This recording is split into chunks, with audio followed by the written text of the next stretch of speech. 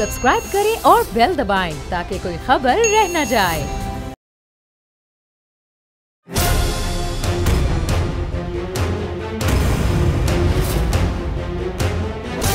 From the Islamabad studios of Bor Network, it's time for Jameel Farooqi on National Debate.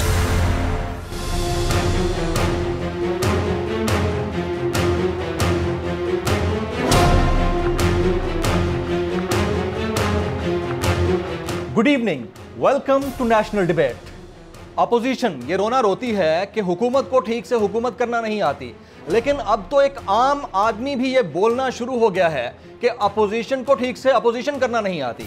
आप देख लीजिए जिस अंदाज से फ्लोर ऑफ द हाउस पर धमाचौकड़ी हुई है, जिस तरह से मौलाना फजल रहमान ग्रुप के अफराद नाराज और नाला दिखाई देते हैं दो बड़ी अपोजिशन जमातों से, इस बात की गम्माजी करता है कि अपोजिशन अब मुत्तहद होने की बजाय मुंतशर दिखाई देती है। हालात और नौबत यहां तक आन पहुंची है कि मौलाना फजल रहमान साहब ने तने तनहा ये जंग लड़ने का ऐलान कर दिया है। वो पेशावर में जलसा करेंगे। अपोजिशन की दो बड़ी सियासी जमातें कहती हैं कि हमें अगर दावत दी गई तो हमारा कोई ना कोई नुमाइंदा उनके साथ शामिल जरूर होगा। अब असल बात थी ऑल पार्टीज कॉन्फ्रेंस की, और मामला यहां तक आन पहुंचा है कि सब खिलाड़ी अलग अलग खेलते दिखाई देते हैं। इससे दो बातें बड़ी इंपॉर्टेंट हैं जिसका पता चलता है। पहली बात यह है कि या तो खान साहब को इतना टाइम मिल गया है कि अपोजिशन के इंतशार से वो अब अपनी इनिंग को और एक्टिवली प्ले करेंगे, या फिर मुत्तहदा अपोजिशन जो अब गैर मुत्तहद दिखाई देती है कुछ अरसे के बाद फिर से फाल होगी, जिस पर बात करना बनती है। हुकूमत का लाहे अमल क्या होगा, अपोजिशन का लाहे अमल क्या होगा, अपोजिशन जो मुंतशिर है क्या मुत्तहद होगी, अवाम जिनकी नजरें अपोजिशन की तरफ हैं क्या अपोजिशन उनको अपने तमाम तर मामलात में शामिल करते हुए उस तरह से अपोजिशन करेगी जिस तरह से तवक्कुआत की जा रही हैं। ये बहुत बड़े क्वेश्चन मार्क हैं जिनका जवाब जानना जरूरी है। Agenda on the national debate से पहले हम बात करेंगे ट्रेंडिंग टुनाइट की। ट्रेंडिंग टुनाइट आज का हमारा हैशटैग है hashtag joint opposition. Hashtag joint opposition. मुझे जमील फारूकी कहते हैं। आप मेरा प्रोग्राम नेशनल डिबेट बोल न्यूज पर मुलाहजा करते हैं। Ladies and gentleman, agenda on the national debate tonight. APC ये क्या बेबसी है। ऑन द डिबेट टुनाइट आज के हमारे मेहमान शाहिद खाकान अब्बासी साहब, साबिक वजीर आजम पाकिस्तान और पाकिस्तान मुस्लिम लीग नवाज के सीनियर रहनुमा। मैं अपने मोअज़्ज़ज़ मेहमान जनाब शाहिद खाकान अब्बासी साहब, साबिक वज़ीर आज़म पाकिस्तान को स्टूडियोज़ में खुश आमदीद कहता हूँ। सर, आप वक्त निकाल कर तशरीफ़ लाए, आपका बहुत बहुत शुक्रिया। मेरा सवाल सबसे पहले यही रहेगा, मौलाना साहब तने तनहा खड़े हो गए हैं, गिले शिकवे तलखियाँ ख़त्म नहीं होके दे रही हैं। अपोजिशन कहती है कि हुकूमत ठीक से हुकूमत नहीं कर रही है, लेकिन हालत यहाँ तक आन पहुँची है, नौबत यहाँ तक आन पहुँची है कि अपोजिशन खुद से ठीक से अपोजिशन करते हुए नज़र नहीं आती। क्या वजह है इसकी? देखिए, मौलाना साहब अकेले नहीं है, अपोजिशन सारी इकट्ठी है। तरीक़ाकार में फ़र्क हो सकता है कि क्या तरीका होगा अपोजिशन करने का, असम्बली के अंदर, असम्बली से बाहर। अब उसमें एक एपीसी होनी है, तो उसमें डिसाइड होगा कि मुतफ़िका लाए अमल क्या होगा। इसलिए एपीसी हो रही है। कब होनी है? मेरा जल्दी होगी, मुझे उसकी डेट नहीं पता, लेकिन इंशाल्लाह जल्दी होगी। उसकी ज़रूरत है। आगे मुहर्रम आ रहा है। नहीं, उससे पहले भी हो सकती है। उससे पहले हो सकती है? उससे पहले भी हो सकती है, लेकिन इसमें बात यही है कि आपने उसको टाइमिंग ऐसी रखनी है कि आप किसी फैसला कुन बात पे पहुंच सकें।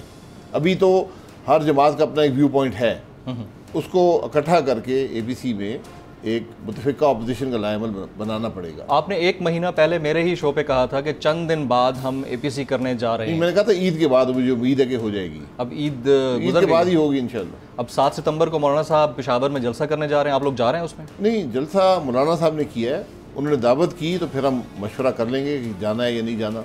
मुत्तहदा अपोजिशन को दावतनामे की भी जरूरत पड़ेगी सर? नहीं पड़ती है। देखिए ना, अभी तो ये जलसा मौलाना साहब का है, उन्होंने हमें दावत नहीं दी।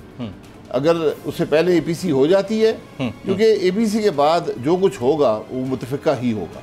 अच्छा, तमाम जो सिचुएशन डेवलप हो रही है सर, उसमें कुछ लोगों की अपनी राय है। कुछ लोग कहते हैं कि मरियम नवाज़ साहिबा चाहती हैं कि एपीसी हो और पीएमएलएन उसमें शमूलियत अख्तियार करे, लेकिन शहबाज शरीफ साहब का बयानिया ज़रा मुख्तलिफ। वो चाहते हैं हुकूमत चलती रहनी चाहिए और हुकूमत को चलते रहने देना चाहिए।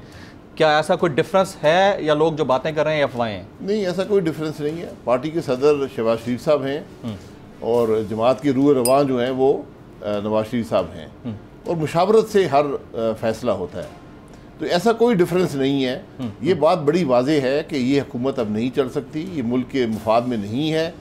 इस खराबी का कैसे मुकाबला करें, मैं इसको ख़राबी समझता हूँ कि जब आवाम के मसाइल हल ना हो, मुल्क जो है उसमें एक परेशानी की कैफियत हो, एक मसाइल का मार आवाम के ऊपर डाल दिया जाए, तो फिर ये अपोजिशन पर लाजिम होता है कि उसका हल तलाश करे। और एक हल यही है कि हुकूमत को हटाया जाए। तो इस पर मुतफ़िक़ा लाएमल APC में तय होगा। इसमें हमारी जमात के अंदर कोई दो राय नहीं है, कोई डिवाइड नहीं है, कोई डिवाइड नहीं। तो ये तमाम तर जो सिचुएशन डेवलप हो रही है, जिसमें प्राइम मिनिस्टर पाकिस्तान इमरान खान कहते हैं कि मैं तमाम कश्तियाँ जला चुका हूँ और 2 साल तक मुझे NRO वालों ने बड़ा तंग किए रखा, आपको और पीपल्स पार्टी को उन्होंने कहा ये NRO क्राउड था जिसने मुझे बड़ा डिस्टर्ब किए रखा है, लेकिन अब आगे हम बढ़ेंगे, हम पीछे मुड़कर नहीं देखेंगे। ऐसा क्या हुआ है? क्या कोई डील वील की चीज़ हुई है, कोई ऐसी चीज़ हुई है जो हम तक नहीं पहुँच पा रही, या वाकई उन्होंने कश्तियाँ जला दी हैं? कौन सी कश्तियाँ? ये आप बताएं ना, आपको क्या समझ आता है उनकी कश्तियों से? मुख्तलिफ बातें करते रहते हो, मेरे को ज़हनी कैफियत पे मुझे कुछ परेशानी रहती है। ऐसा क्या है? मुझे यकीन करें, मुल्क के वज़ीर-ए-आज़म हैं, लेकिन जो बातें करते हैं वो कुछ हक़ाइक़ से बड़ी मुख्तलिफ होती हैं।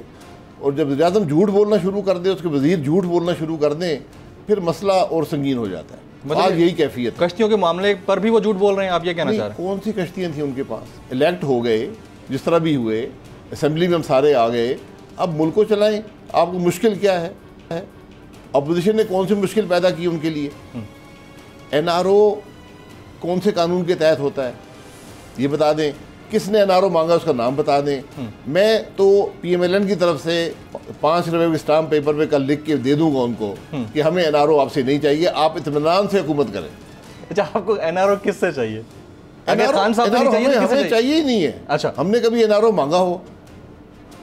कभी नहीं मांगा। हमने कभी नहीं मांगा। NRO होता क्या है पहले ये समझा दें, मुझे बता दें ना NRO है क्या। जिस तरह का मुआहदा पहले हुआ था मुशर्रफ साहब के दौर में, मुशर्रफ साहब एक आमिर थे, वो कर सकते थे।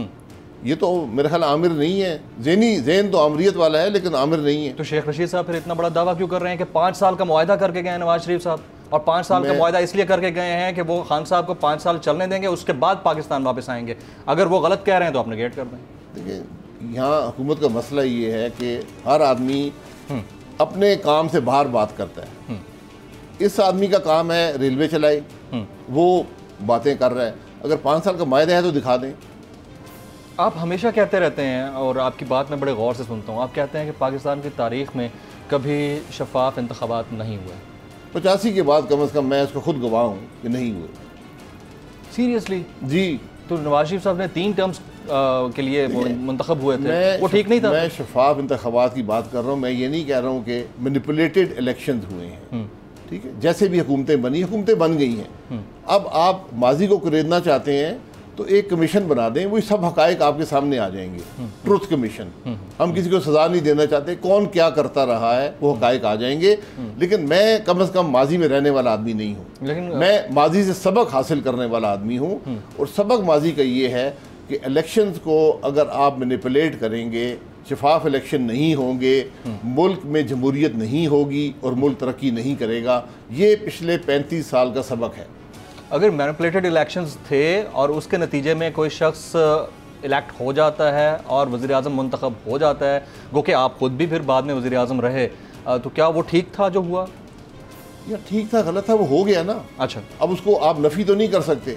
मैं तो हकायक की बात कर रहा हूँ कि इलेक्शन किसी न किसी हद तक मैनिपुलेशन उसके अंदर रही है, और वो मैनिपुलेशन मैंने नहीं की। अब हुकूमतें बन गई, उन्होंने काम किया नहीं किया वो अल्लाह बेहतर जानता है, वो आप फैसला कर लें, तारीख बता देगी। राइट। तो सबक हमें ये हासिल हुआ 35 साल का, कम से कम मुझे सबक ये है कि अगर आप इलेक्शंस को मैनिपुलेट करेंगे, मुल्क तरक्की नहीं करेगा। ये डायरेक्ट लिंकेज है इलेक्शंस का और मुल्क की तरक्की का। थर्ड वर्ल्ड कंट्रीज़ का अलमिया तो यही है सर। बांग्लादेश को देखें, इंडिया को देखें, पाकिस्तान को देखें, यहाँ पर तो इलेक्शंस इसी तरह, इंडिया में कुछ शायद इंडिपेंडेंट होगा उनका इलेक्शन कमीशन, लेकिन थर्ड वर्ल्ड कंट्रीज़ में तो ये अलमिया है और ये चलता आ रहा है। तो या तो उसके लिए सोच बदली जाए या सिस्टम बदला जाए। आप खुद प्राइम मिनिस्टर रहे, या जब तक आप प्राइम मिनिस्टर रहे, आप बताएं कि सिस्टम बदलने के लिए आपके 3 टर्म्स में क्या काम हुआ। अगर हम खान साहब से ये डिमांड करें तो आप लोगों की 3 टर्म्स में या 3 दफ़ा दौरे हुकूमत आया, उसमें क्या काम हुआ सिस्टम बदलने के लिए? देखिए ये अलमिया है नहीं किसी मुल्क में भी, ये था। उन्होंने सबक हासिल किया, ख़त्म कर दिया। हम दुनिया का शायद वाहिद बड़ा मुल्क हैं जिसके अंदर आज भी इलेक्शन मुतनाज़ा होते हैं और उसी वजह से हमारी तरक्की नहीं होती। मैं बिल्कुल आपको ये वाज़ेह कहता हूँ कि जब तक हम इलेक्शन के निज़ाम को दुरुस्त नहीं करेंगे, जब तक अवाम की राय का एहतराम नहीं होगा, वोट को इज़्ज़त नहीं होगी, पाकिस्तान तरक्की नहीं करेगा। दूसरे ममालिक ने सबक हासिल किया और तरक्की कर ली, हम ये सबक नहीं हासिल कर सके। हमारी 3 टर्म्स रही हैं, 2.5 साल एक दफ़ा, 2.5 साल एक दफ़ा, 5 साल एक दफ़ा, 35 साल के अरसे की बात कर रहा हूँ। तो मैं अपनी 10 साल का हिसाब देने को तैयार हूँ। मेरी हर कामयाबी नहीं है, लेकिन अल्हम्दुलिल्लाह बाकी 25 साल से ज़्यादा काम आपको उस 10 साल में नज़र आएगा। इसमें तो कोई शक नहीं है कि हम जब भी पब्लिक में बैठते हैं, लोगों से बात होती है, ख़ास तौर पर आपका नाम जब भी आता है तो लोग कहते हैं कि जी बड़े नीट एंड क्लीन और सोफिस्टिकेटेड किस्म के हमारे प्राइम मिनिस्टर गुजरे हैं। लेकिन आज भी चार्जेस हैं पाकिस्तान मुस्लिम लीग नवाज़ के ऊपर, मियां नवाज शरीफ साहब के ऊपर है। प्रूव हुए नहीं हुए वो अलग मैटर है, प्रोसिक्यूशन उनकी वीक होना वो एक अलग मैटर है। जाहिर है कि उसमें अगर कोई आप पे ऊपर एलिगेशन लगाता है तो उसको फिर प्रूव भी उसने बाद में करना होता है। नैब का किरदार किस तरह से है? सुप्रीम कोर्ट की जजमेंट तो हमने पढ़ ली, ख्वाजा साद रफीक साहब के मामले, ऑब्जर्वेशन हमने देख ली। आप क्या समझते हैं कि नैब का किरदार, क्योंकि उस्मान बुज़दार साहब को उन्होंने तलब कर लिया, अगर नैब इंडिपेंडेंट इदारा नहीं है तो फिर उस्मान बुज़दार साहब को क्यों बुलाया गया? देखिए, बात जो आपने की ना, आपने एक बुनियादी बात गलत कर दी है। आप बता दें, आप दुरुस्त कर कि आपके पास सबूत नहीं है, आप हुकूमत में हैं, आपको सबूत नहीं मिला, लेकिन फिर भी आप कहते हैं ये बड़े करप्ट लोग थे। इंसाफ का तकाजा ये होता है कि आप पर बर्डन जो इल्ज़ाम लगाता है उसकी जिम्मेदारी होती है कि प्रूफ लाए। अगर जिम्मेदारी आप प्रूफ नहीं आपके पास हुकूमत होने के बावजूद, तो फिर मुझसे माजरत करें, मुझसे माफ़ी मांगे कि मुझसे गलती हुई इल्ज़ाम लगाने में। इतनी हमें कम से कम इखलाकी जुर्रत होनी चाहिए। जहाँ तक नैब का ताल्लुक है, बड़ी वाज़ेह बात है, या आप नैब को रख लें या आप मुल्क चला लें, ये दोनों चीज़ें इकट्ठी नहीं चलेंगी। एक ऐसा काला कानून है जिस पर हर शख्स पर आप इल्ज़ाम लगा सकते हैं बगैर सबूत के, और उसके अंदर कोई रिलीफ नहीं है किसी के लिए। 20 साल में नैब ने एक सियासतदान को, नैब बना था सियासतदानों की अकाउंटेबिलिटी के लिए, एक सियासतदान कन्विक्ट हुआ, उसका नाम नवाज शरीफ है। और जिस जज ने कन्विक्ट किया उसने खुद कहा कि मैंने ब्लैकमेल के ज़रिए कन्विक्ट किया है, उसको निकाल दिया गया। उस्मान बुज़दार साहब को नैब ने बुलाया है, बिल्कुल गलत बुलाया है, गलत बुलाया। मैं आज कहता हूं, ब्रेकिंग न्यूज़ दे रहे हैं, मैं उस्मान बुज़दार के साथ हूं। आप साथ हैं उनके? जी बिल्कुल। उसकी वजह क्या है? शराब का केस है। ये सब फाइलें चीफ मिनिस्टर के पास आती हैं। चीफ मिनिस्टर के इख्तियार में है कि अगर वो executive order, chief minister executive order नहीं होता, एक मिनिस्ट्री भेजती है कि ये प्रोसीजर है शराब के लाइसेंस का। पाकिस्तान में शराब के लाइसेंस इशू होते रहेंगे, शायद बाद में भी होते रहें। अकलीतों को कहा कि ये है उनके कि शराब हासिल कर सकें, तो प्रोसीजर होता है, फाइल आती है, वो चीफ मिनिस्टर के पास आ जाती है, वो साइन कर देता है। अगर वो उसका स्टाफ देखता है कि कानून के मुताबिक सारी बातें, वो साइन कर देता है। अगर आप समझते हैं, नैब समझता है कि ये गलत हो गया है, तो वहाँ तफ्तीश शुरू करें उन अफसरान से जिन्होंने फ़ाइल भेजी है। अगर आपको ये समझें कि उन्होंने फ़ाइल भेजी थी कि शराब का लाइसेंस ना जारी करें और चीफ मिनिस्टर ने उसको रिवर्स करके जारी कर दिया, तो फिर आप पूछ सकते हैं चीफ मिनिस्टर से। मतलब वो छूट जाएंगे, क्लीन चिट मिल जाएगी, उनके इख्तियार में है, वो करना चाहेंगे नहीं। नैब के 100% केस झूठे होते हैं, चाहे वो गवर्नमेंट के अपने लोगों के खिलाफ हैं या चाहे आप लोगों के खिलाफ। गवर्नमेंट के लोगों पर बनाया जाता है ये दिखाने के लिए, तो फिर नैब ने उसको करना है तो उसको गिरफ्तार करें, जेल में डालें, 90 दिन का रिमांड लें, फिर उसकी तफ्तीश करें। हमारे साथ तो ये होता है ना। तो फिर वो सिर्फ ये मकसद है कि उसको एक क्लीन चिट दे दें कि नहीं ये जी इसने शराब का मामला नहीं किया। मतलब ये कॉस्मेटिक हो रही हैं चीजें, कॉस्मेटिक है। मैं अभी आपको बता रहा हूँ कि ये मुमकिन नहीं है। ब्रेकिंग न्यूज़ दे रहे हैं आप मेरे लिए। I was not expecting this answer. मैं ब्रेकिंग न्यूज़ का जिम्मेदार नहीं हूँ, मैं हकीकत का जिम्मेदार हूँ। ये मुमकिन नहीं है कि आप एक चीफ मिनिस्टर को ये कह सकें कि तुमने फाइल गलत साइन की है। ये उसका इख्तियार है, उसने गलत किया है, सही की है, उसका इख्तियार है। कानून के मुताबिक किया है तो उसका इख्तियार है, कानून से हट के की है तो उसको प्रोसिक्यूट करें। उसकी प्रोसिक्यूशन की एंटी करप्शन डिपार्टमेंट मौजूद है। अगर फेडरल मामला है तो FIA मौजूद है। नैब का क्या ताल्लुक? नैब पॉलिसी मेकिंग मामलात में इंटरफियर नहीं कर सकता। तो आप ये कहना चाह रहे हैं कि नैब बाकायदा तौर पर इस्तेमाल हो रहा है बतौर इदारा सियासतदानों के हाथों और हुकूमत के हाथों? मैं नहीं कह रहा हूँ, सुप्रीम कोर्ट कह रहा है। सुप्रीम कोर्ट की ह्यूमन राइट्स वॉच कह रही है।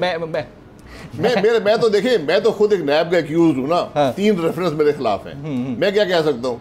मैं तो सुप्रीम कोर्ट की बात मानता हूँ जो वो कहते हैं। राइट तो आप पाकिस्तान में अगर अकाउंटेबिलिटी करनी है तो कोई ना कोई तो इदारा होगा, और पॉलिटिकल इन्फ्लुएंस फ्री तो इंस्टीट्यूशंस पता नहीं दुनिया में कहाँ पैदा होते होंगे, कहाँ होते होंगे। अमेरिका जैसे डेमोक्रेसी में शायद होते होंगे, थर्ड वर्ल्ड कंट्रीज़ में तो इन्फ्लुएंस होता है।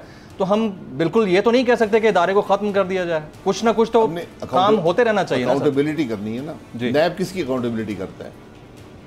उसूलन तो सबकी करनी चाहिए, लेकिन पॉलिटिशियंस इस वक्त तो नैब सिर्फ पब्लिक ऑफिस होल्डर की करता है। पब्लिक ऑफिस होल्डर नैब उन्हीं की कर सकता है जो पब्लिक मनी से डील करते हैं। यानी मिनिस्टर्स, उनके जिम्मेदारी में पब्लिक मनी आती है। मिनिस्टर्स हो गए, एडवाइजर्स हो गए, चीफ मिनिस्टर हो गए, ठीक है ना। इसके अलावा तो कोई नहीं है ना। मैं हूँ बैक बेंचेस पर बैठा हूँ, मेरा कोई पब्लिक मनी से ताल्लुक नहीं है, मुझसे नैब क्या पूछेगा? तो आप इनकी अकाउंटेबिलिटी कर सकते हैं, बिल्कुल करनी चाहिए।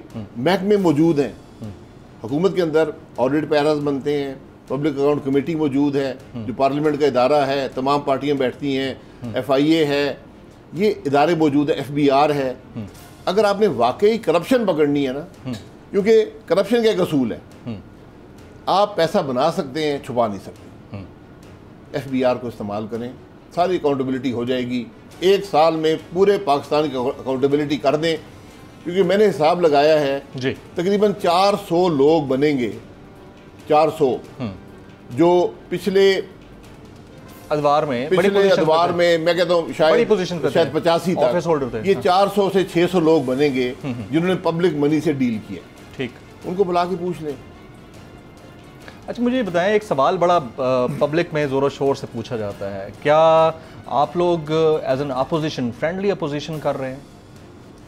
अपोजिशन फ्रेंडली नहीं होती, अपोजिशन हकाइक। हम बदतमीजी की अपोजिशन नहीं कर रहे, हम गाली गलोच की अपोजिशन नहीं कर रहे, हम इल्ज़ामात की अपोजिशन नहीं कर रहे, हम इश्यूज़ की अपोजिशन कर रहे हैं।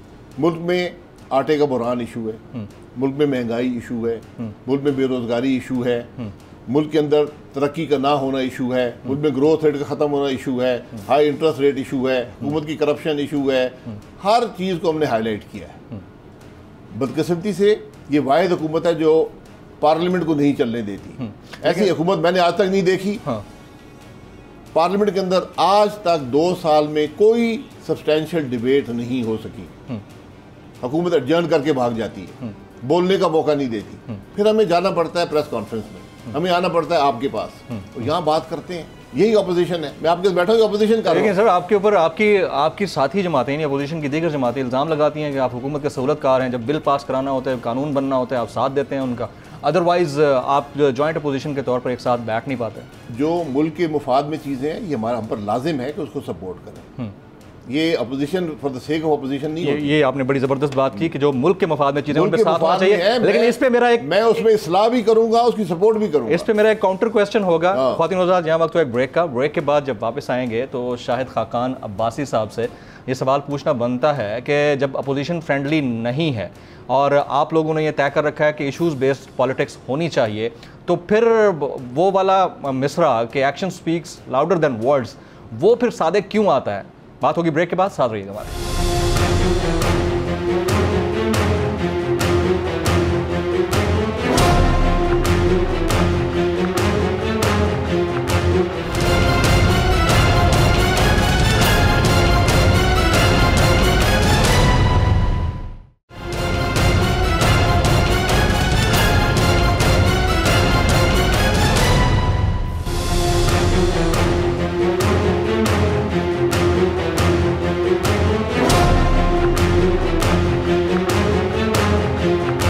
Welcome back. शाहिद खाकान अब्बासी साहब हमारे साथ मौजूद हैं। गुफ्तगू के सिलसिले को आगे बढ़ाते हैं। अब्बासी साहब, आपने बिल्कुल ठीक कहा कि जो चीज़ मुल्क के मफाद में होगी उसके ऊपर बात होनी चाहिए, लेकिन आपने शहबाज शरीफ साहब की फ्लोर ऑफ द हाउस पर गुफ्तगू सुनी है?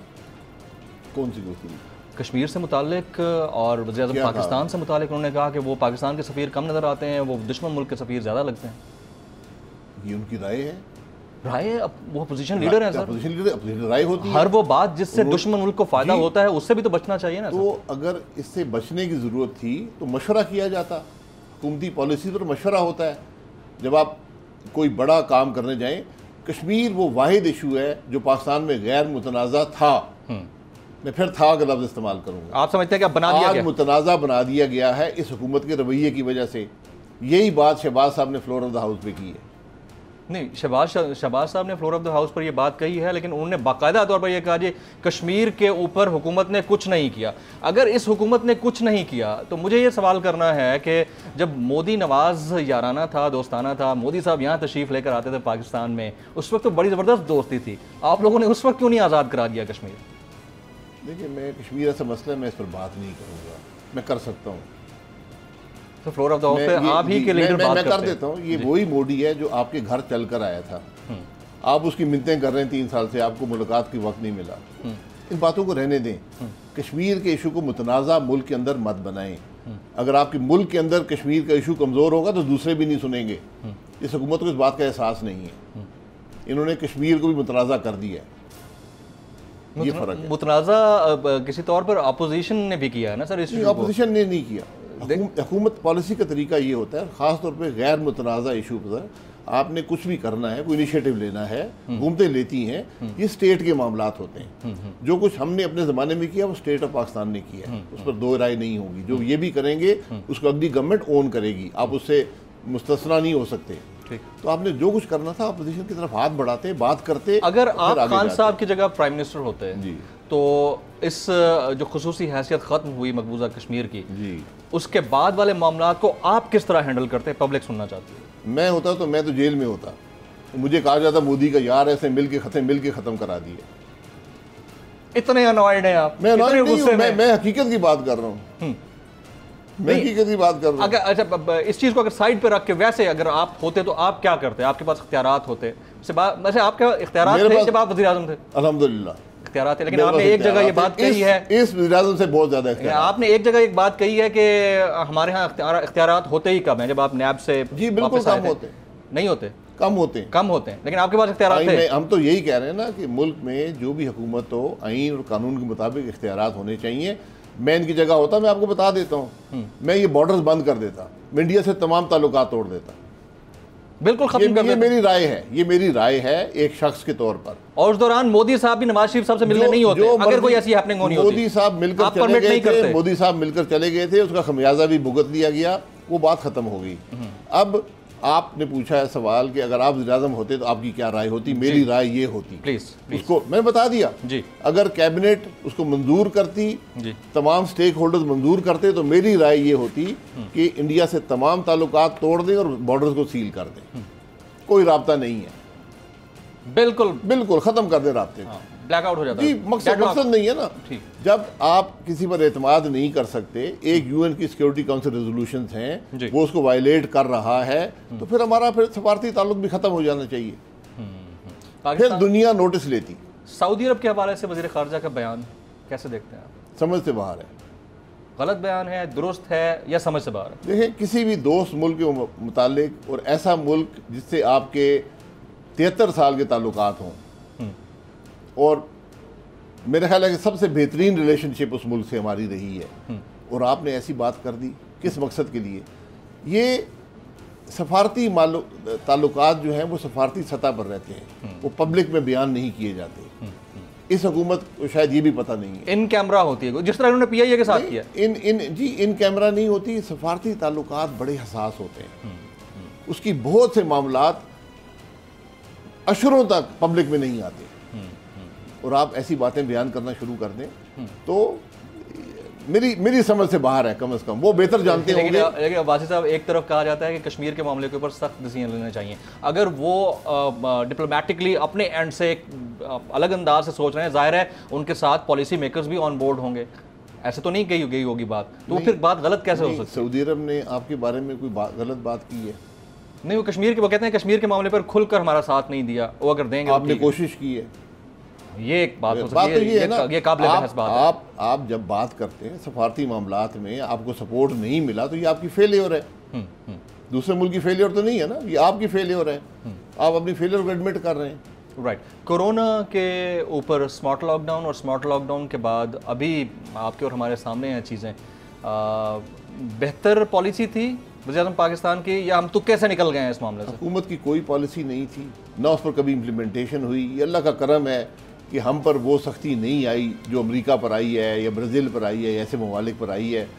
खुशकिस्मती से सारा एशिया और अफ्रीका तकरीबन महफूज रहा है। इंडिया में बुरा हाल है? नहीं, इंडिया का बुरा हाल? इंडिया का पॉपुलेशन बहुत ज़्यादा है जी, ठीक है, हमारे से पॉपुलेशन ज़्यादा है, तो वो उनके असर होगा 7-8 गुना हमसे ज़्यादा होगा। तो अब भी एहतियात करने की ज़रूरत है, इसको लाइटली मत लें। इसको ये चीज़ वापस बड़ी तेज़ी से आ सकती है, दूसरे ममालिक में आई है। अभी भी पॉलिसी बना लें कि अगर ये केसेस राइज करते हैं हमारी पॉलिसी क्या होगी। ना हम पॉलिसी बना सके ना इम्प्लीमेंट कर सके, इसके लिए सूबों को, अपोजिशन को साथ लेकर एक मुतफिका पॉलिसी बनानी पड़ेगी। राइट। मोडीज़ ने पाकिस्तान की मुआशी सूरत हाल मुस्तहकम करार दे दी है, इसके ऊपर योर कमेंट्स बड़ा इंपॉर्टेंट है। आप प्राइम मिनिस्टर हैं, आपको लगता है कि ये चीज़ें जो हो रही हैं, हैपनिंग हो रही हैं, उसके बावजूद अगर एक इंटरनेशनल रिपोर्ट मेकर हमारे मुतालिक ये कहता है तो अच्छी बात है? जी, अगर मोडीज़ हमारे आटे की कीमत कर सकता है, कम कर सकता है, चीनी की कम कर सकता है, बेरोज़गारी में कमी कर सकता है, तो मैं उनके साथ हूँ।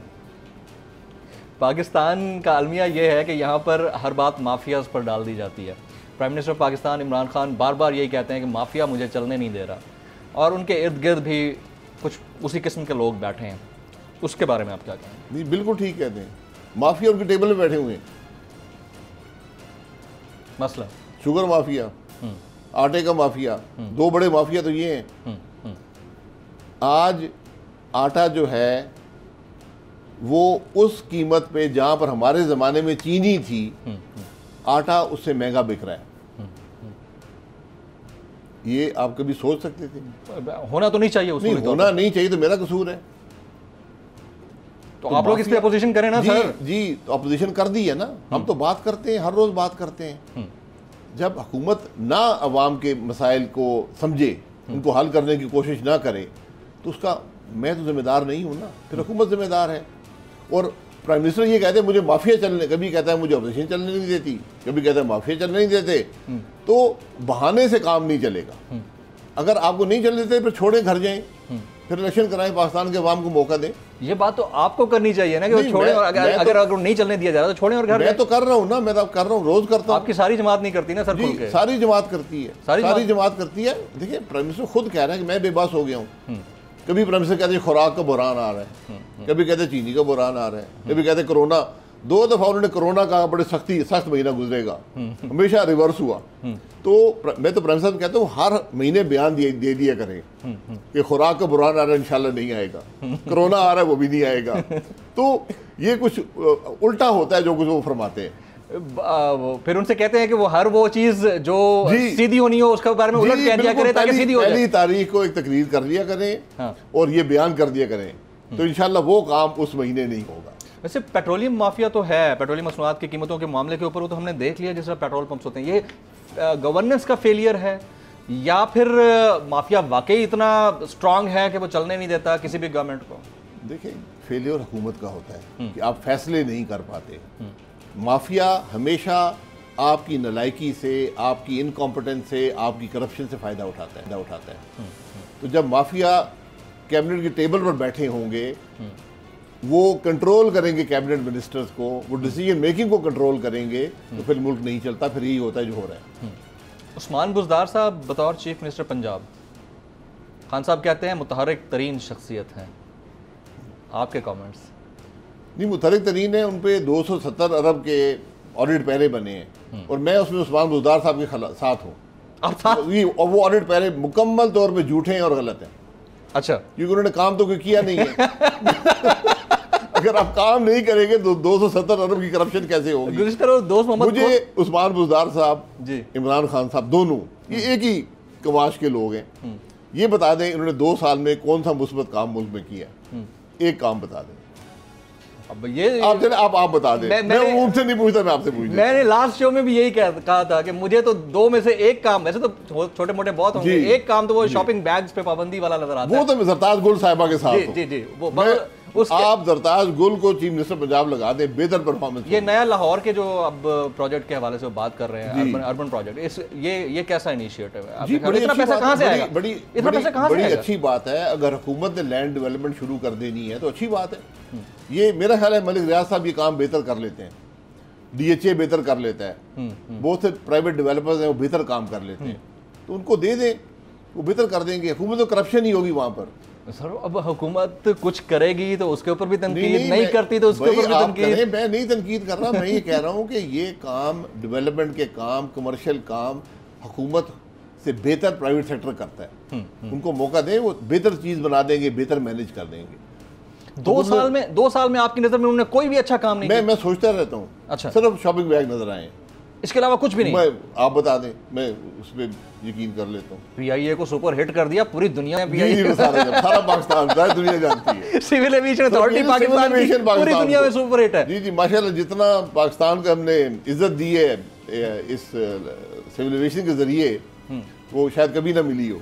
इतनी पाकिस्तान की खबरें कभी नहीं चली दुनिया में जितनी इस पे चली हैं। साबिक वज़ीर-ए-आज़म पाकिस्तान जनाब शाहिद खाकान अब्बासी साहब आज की इस 1-on-1 नशिस्त में हमारे साथ मौजूद हैं। ख्वातीन और हज़रात, यहाँ वक्त हुआ है ब्रेक का, हमारे साथ रहिए।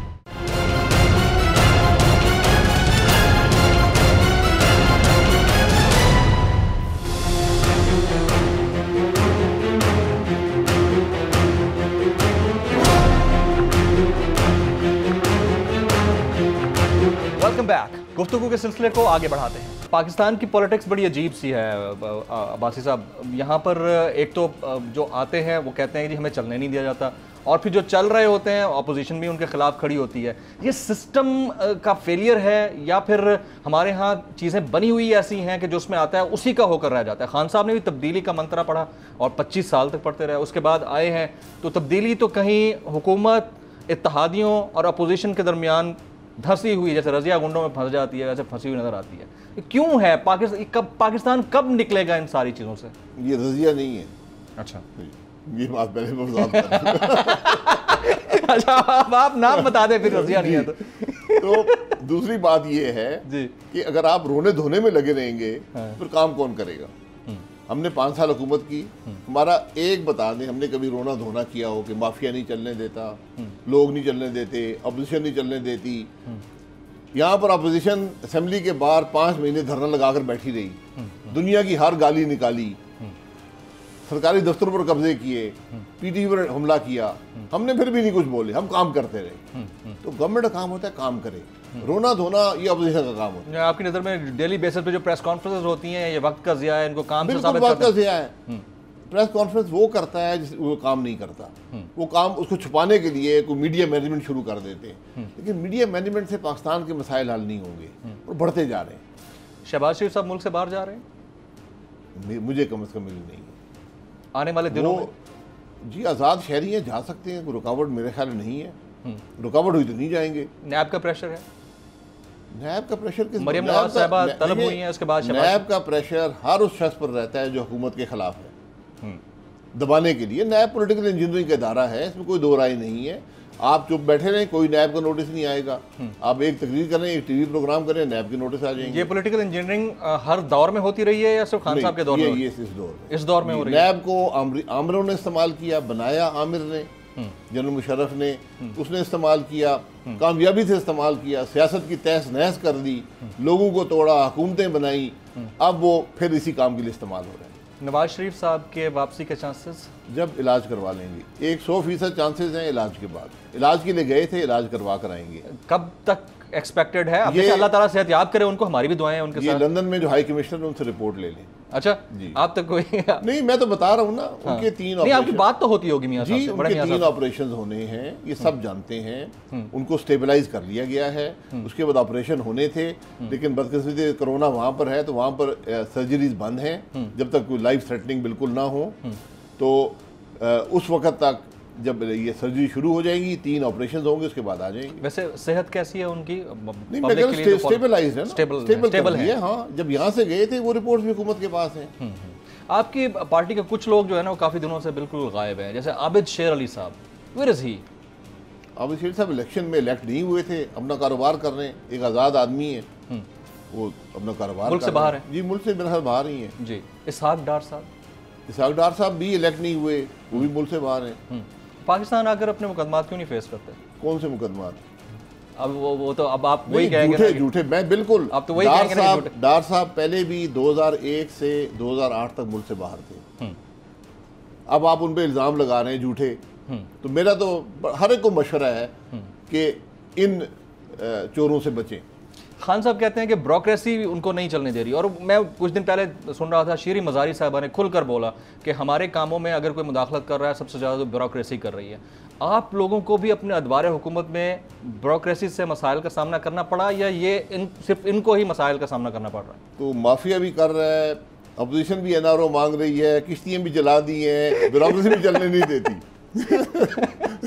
वो एक रिश्ता था, एक आदमी था, 2-3 शादियां हुई जी, तो वो हर क्यों कहता था वो ये बीवी में ये खराबी थी, उसमें ये खराबी थी, उसमें किसी ने कहा यार कुछ खराबी तो तुम में भी होगी ना कि 3 बीवियां छोड़कर चली गई हैं। तो यही मामला यहाँ पर भी है कि कुछ खराबी तो हुकूमत के अंदर भी होगी ना। ब्यूरोक्रेसी भी कसूरवार है, सब कसूरवार है, हुकूमत में कोई नालायकी नहीं है। राइट। अच्छा, बिलावल भुट्टो जरदारी साहब प्रेस कॉन्फ्रेंस कर रहे थे शहबाज शरीफ साहब के साथ, और शहबाज शरीफ साहब ने कहा कि नौजवानों के हाथ में अब क़यादत जानी चाहिए APC की। तो ये सिर्फ अज़राह तफन्नुन था या वाकई वो चाह रहे हैं कि बिलावल साहब फ्रंट पे लीड करें? और नहीं, क्या आपने अल्फाज इस्तेमाल किए नौजवानों के पास? नहीं, इज़हार अज़राह तफन्नुन, यानी इसका मतलब होता है कि मजाक में कहा। अज़राह तफन्नुन, ये अल्फाज में ढूंढ रहा था, तो अज़राह तफन्नुन था। मतलब मैंने सही लफ्ज़ यूज़ किया, मतलब बेहतरीन अल्फाज इस्तेमाल किए। अच्छा, कि एक लाइटर टोन में, अंग्रेजी में लाइटर टोन होती है, जैसे हम मजाक कर रहे हैं, आप कह रहे हैं हुकूमत नहीं कर रही, हंसी भी सुनी। मैं उस्मान बुज़दार साहब को दिफा कर सबसे बड़ा आदमी हूँ, मैं दिफा करता हूँ उस्मान बुज़दार साहब को हर प्रोग्राम में कि करप्शन कैसे हो सकती है, काम तो किया नहीं है। इस तरह ये भी फिर इस हिसाब से तो आप खान साहब के ऊपर भी करप्शन का कोई इल्जाम नहीं लगा? जी बिल्कुल बिल्कुल, क्योंकि अगली बात तो अंडरस्टूड है जो आपने अभी कहा। जी जी जी, उनके गिर्द सारे आदमी करप्ट हैं। मैं ये बात कर रहा हूं, यहाँ पर मौजूद हैं साबिक वज़ीर आज़म की हैसियत से, मैं इसलिए पूछ रहा हूँ, ये पूछना बड़ा ज़रूरी है। इतने बड़े मसाइल थे कराची के कि NDMA को वहाँ भेजना पड़ गया कि आप जाकर नाले साफ कर पॉइंट स्कोरिंग के लिए। तो वो खुद कर लेते हैं ना सर, मसला सारा ये कर लेते ना, नहीं किए। उससे कराची का मसला सिर्फ वो नाले तो नहीं है ना, होना चाहिए, मैं उसके हक में हूँ, लेकिन ये पॉइंट स्कोरिंग की गुंजाइश नहीं है। यहाँ से आप वफाकी वजीर भेजें, इदारे भेजें, वो 2 नाले साफ करें, कहीं देखें जी हमने कराची के मसाइल हल कर दिए। कराची के मसाइल आपने हल करने हैं तो कराची को सपोर्ट करें। कराची को 0 सपोर्ट है आज हुकूमत की। गवर्नमेंट अपनी टर्म पूरी कर लेगी, आप बर्दाश्त कर लेंगे? मैं तो जब से पैदा हुआ मैं तो बर्दाश्त ही कर रहा हूँ। फिर बर्दाश्त कर लें। मैं तो हर गवर्नमेंट के 5 साल पूरे करने के हक में हूँ, लेकिन मैं इस हुकूमत के बारे में मेरा सवाल ये है कि वो तो पूरी कर लेंगे, आप पूरा कर लेंगे? नहीं, इस मुल्क के अवाम बर्दाश्त कर लेंगे, ये मुल्क बर्दाश्त कर लेगा? जो आप बर्दाश्त कर लेंगे बतौर अपोजिशन? नहीं, बतौर अपोजिशन मेरा जिम्मेदारी है कि इनको हटाऊं। अब मेरी जिम्मेदारी बन गई है, जो मैंने इनकी परफॉर्मेंस देखी है, जो तबाही इन्होंने मुल्क की मईशत की है, जो मुल्क में इदारों को तबाह किया है, जो मुल्क में सोसाइटी को तबाह कर दिया है, तो ये हम पर तो लाजिम है कि इनको हटाएं यहाँ से। हमें अपनी पूरी कोशिश करनी है। आप लगता है ऐसा है कि ये अपने 5 साल पूरे करेंगे या नहीं करेंगे? देखें, मैं फिर ओपिनियन आपका लेना चाह रहा हूँ बतौर अपोजिशन लीडर एंड बतौर साबिक वज़ीर आज़म पाकिस्तान। परफॉर्मेंस नहीं होगी, सारे मसाइल अपने होंगे, आप इस पे कमेंट करेंगे? नहीं, स्पेकुलेशन नहीं करता, आप स्पेकुलेट नहीं करते। मैं एक बात बड़ी वाज़ेह कहता हूँ कि इस हुकूमत का हर लम्हा मुल्क पर भारी है। पाकिस्तान का एक बड़ा मसला आजकल जो बना हुआ है वो है गलत ज़बान का इस्तेमाल होना, और ये गुज़िश्ता 4-5 साल से हम ज़्यादा फेस कर रहे हैं, ख़ासतौर पर डिजिटल मीडिया, सोशल मीडिया के ऊपर। मीडिया के ऊपर जो कदगन का मामला है वो तो है ही है, आप और हम सबको पता है। क्या सोशल मीडिया के या डिजिटल मीडिया के हवाले से कोई कवानीन होने चाहिए पाकिस्तान के अंदर? बस आप इन्फोर्स नहीं कर सकते। आप बंद कर सकते हैं, ये आपके पास चॉइस है, आप बंद कर सकते हैं। बहुत से ममालिक ने किया हुआ है, लेकिन ये पोलराइजेशन हुई है पिछले 2 साल के अंदर इस हुकूमत के दौर में कि जब वज़ीर-ए-आज़म भी ऐसी बातें करेगा, उसके वज़ीर भी करेंगे, पार्लियामेंट में ये बात होगी तो ये सोसाइटी में एक्सेप्टेबल हो जाती है। तो आज मैं तो सोशल मीडिया पे बिल्कुल नहीं जाता। आप कोई बात करें, 2000 आदमी आपकी 3 नस्लों को गालियाँ निकालेंगे। तो मुझे तो ये शौक़ नहीं है, जिसको शौक़ है पूरा कर लिया करे। वैसे टेक्नोलॉजी के दौर में, जदीद चीज़ों के दौर में, जदीद सॉफ्टवेयर के दौर में, मैं साबिक वज़ीर आज़म पाकिस्तान शाहिद खाकान अब्बासी, जो पाकिस्तान के बड़े बिजनेस टाइकॉन भी हैं माशाल्लाह, आपको मैं कोई बिजनेस टाइकून नहीं, मैं मानता हूँ क्योंकि मैं नहीं हूँ, बड़े हम्बल और तदब्बर वाली शख्सियत हैं। आपसे ये सवाल बनता है, आप ना तो व्हाट्सएप यूज़ करते हैं, ना फेसबुक यूज़ करते हैं, ना आप ट्विटर यूज़ करते हैं, मतलब ना मैं टीवी देखता हूं, ना आप टीवी देखते, प्रोग्राम रिकॉर्ड करवा के जाते हैं, आप देखते नहीं है। आज तक मैंने कोई टीवी प्रोग्राम नहीं देखा। तो इस डिजिटल वर्ल्ड में आप कैसे जी रहे हैं? आई मीन कुछ गुर हमें भी सिखा दें, हम तो फोन के बगैर नहीं जी पाते। ये कैसा गुर यही है कि जो मामलात मुझसे मुतल्लिक़ हैं उन पे गौर करता हूँ, मैं वक्त ज़ाया नहीं करता। आप तमाम टाइम अपना कैलकुलेटेड और फोकस्ड रखते हैं, बस यही आपकी कामयाबी जो मामला, मैं किसी को गाली नहीं देना चाहता, मैं किसी की स्पेकुलेशन नहीं करना चाहता, मैं उल्टी सीधी बहस में नहीं पढ़ना चाहता। मैं तो जो मुल्क के मामला है जो मेरी समझ में, उन पर गौर करता हूँ कि कैसे वो हल हो सकते हैं, उनके बारे में इंफॉर्मेशन गैदर करता हूँ। तो इंफॉर्मेशन गैदरिंग बहुत आसान है, अब आप घर बैठ के कर सकते हैं। भाई साहब, एक चीज़ की मैं तारीफ़ करूँगा, क्लोजिंग रिमार्क्स हैं और बड़ी ज़बरदस्त बात है आपकी, वो ये है कि आप जब भी कमिटमेंट करते हैं अपनी कमिटमेंट पूरी करते हैं। आप टाइम देते हैं तो टाइम पर आते हैं, को मैसेज किया जाए आप रिप्लाई करते हैं, रिस्पॉन्ड करते हैं। आपके अंदर मैंने तो कम से कम कोई गरूर और तकब्बुर नहीं देखा। अल्लाह ताला आपको हमेशा इसी तरह से रखे। शाहिद खाकान अब्बासी साहब, साबिक वज़ीर आज़म पाकिस्तान, आज हमारे साथ इस 1-on-1 नशिस्त में रहे और सियासी जो बदलती सूरत हाल है उसके ऊपर डिटेल्ड गुफ्तगू की। बड़े तल्ख़ शीर सवाल थे वो हुए। अगर कोई बात बुरी लगी हो तो सर मेरी तरफ से, फ़ातिन नौज़ाद मेरी तरफ से यही कुछ। फिर हाज़िर होंगे, जमील फारूकी को इजाज़त दीजिएगा। अल्लाह हाफ़िज़।